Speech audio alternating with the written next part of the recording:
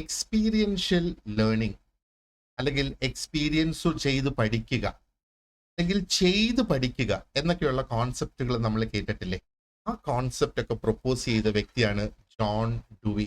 അദ്ദേഹത്തിന്റെ ചിത്രമാണ് നമ്മൾ മുകളിൽ ഇവിടെ കാണുന്നത്. അദ്ദേഹത്തിന്റെ പേര് ജോൺ ഡുവി. 1859 ജനിച്ചു, 1952 മരണപ്പെട്ടു എന്നുള്ളതാണ്.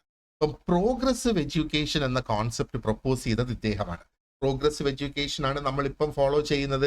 1-ാം ക്ലാസ് കഴിഞ്ഞ് 2-ാം ക്ലാസ് കഴിഞ്ഞ് 3-ാം class, that is called progressive education. ആദ്യം സിമ്പിൾ ആയിട്ടുള്ളത് പഠിച്ചിട്ട് പിന്നെ കോംപ്ലക്സിലേക്ക് പോകുന്നു എന്ന് മറ്റൊരു രീതിയിൽ വേണമെങ്കിൽ നമുക്കതിനെ മനസ്സിലാക്കാം. അപ്പൊ അദ്ദേഹം പ്രധാനമായിട്ട് എക്സ്പീരിയൻഷ്യൽ ലേണിംഗിൽ പ്രാധാന്യം കൊടുത്തിരുന്നു.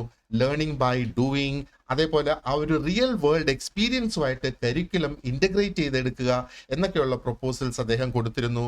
ആൻഡ് അദ്ദേഹം എഡ്യൂക്കേഷനെ കണ്ടിരുന്നത് സോഷ്യൽ ചേഞ്ചും അതേപോലെ ഒരു ഡെമോക്രാറ്റിക് എൻഗേജ്മെന്റും കൊണ്ടുവരുന്നതിനുള്ള ഒരു ടൂൾ ആയിട്ടാണ്.